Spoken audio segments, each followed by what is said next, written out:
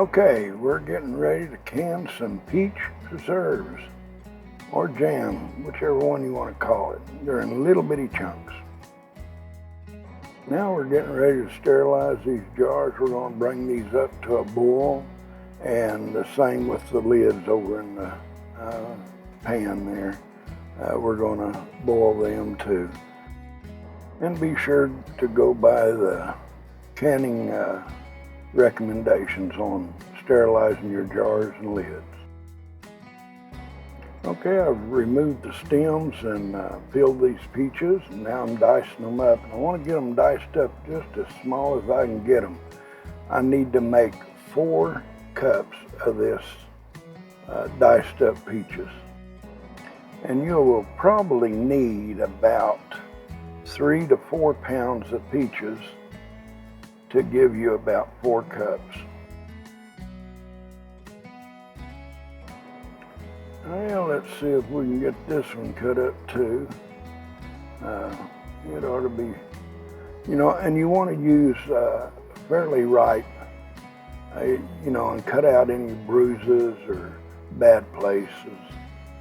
Remove the pit, the stem, dice them up. I want them to be well distributed throughout the jars. Now you can smash them up once you get them into your stock pot, getting ready to cook them. You can smash them.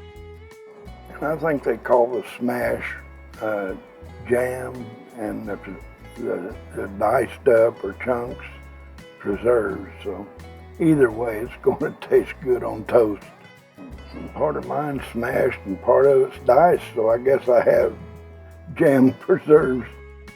Now once you put your peaches in the stock pot, add 2 tablespoons of lemon juice, 1/2 teaspoon of butter.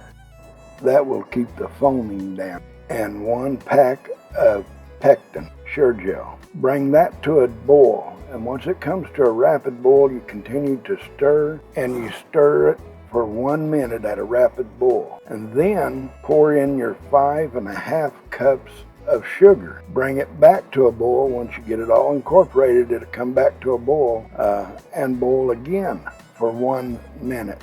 After that last minute of boil, remove from heat, get your jars out, and start filling your jars. And you want to leave 1/4 inch headspace. Now I know 5.5 cups of sugar is a lot, but you don't skimp on it or it will not turn out right. Now we're filling up the 1/2 pint jars. They're small anyways. And these others, when you set this funnel over it, it hides it almost. Look at that. Let's see, I think I have 3 1/2 pint jars I'm going to fill up. Now, there's 4 back there, but I'm only going to use 3. And then I believe I use 7 1/4 pint jars to fill up. So I guess that gives me 4 3/4 pints. Yeah, I tell you what, I can taste this on a piece of toast now for breakfast. I tell you what, I think this is going to be some larpin stuff.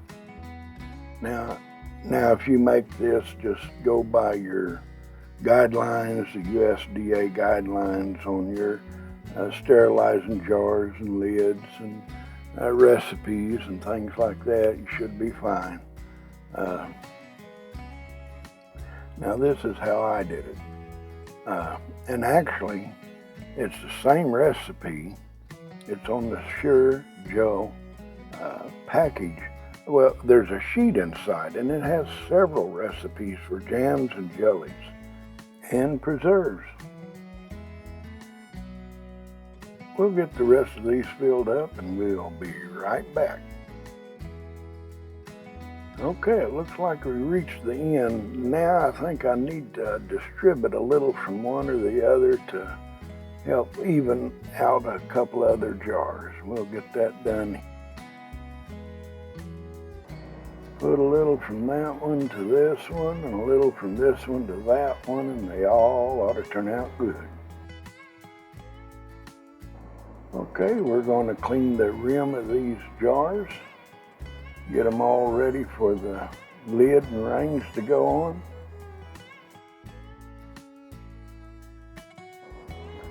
And after you clean the rims and you place the lid on there, now I'm getting them out of hot water where they've boiled and sterilized. Place it on top, and when you put the ring on, just put it on finger tight. You don't have to swamp it down, just finger snug.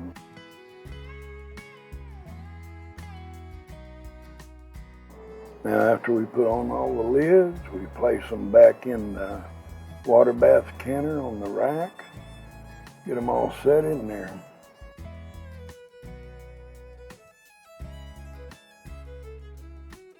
Now that we got the rack loaded up, we're going to submerge them down into this boiling water. You need about 2 inches of water over the top of the jars. And at a mild boil, we'll go 10 minutes. And not seen, but I did place a lid on the canner. Oh, I can't wait to get into these. This looks delicious. I've heard a few of them pop, so they're sealing. Oh, I hope you enjoyed the video. I know it's not cooking on the griddle or the grill or the smoking meat, but hey, this is a part of it. I want to thank each and every one for watching.